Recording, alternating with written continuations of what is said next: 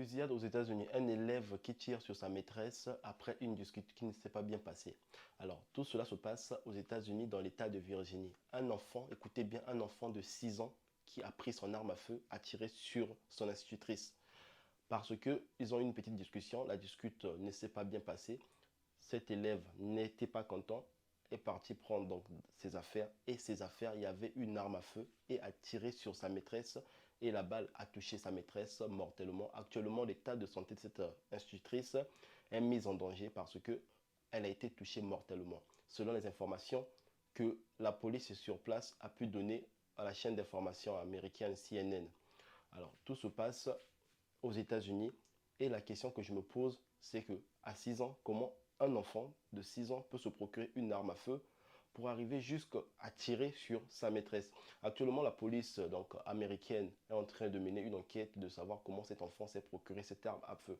Moi, déjà sur cette affaire de parler d'une enquête, je trouve ça un peu comme de l'hypocrisie parce que mener une enquête alors que vous avez établi une politique qu'on peut faire circuler les armes à feu comme des bouts de pain, si ça se retrouve dans l'assiette de votre enfant, vous voulez mener des enquêtes. Moi, je pense qu'à 6 ans, cet enfant, c'est vrai que cet enfant, ce n'est que...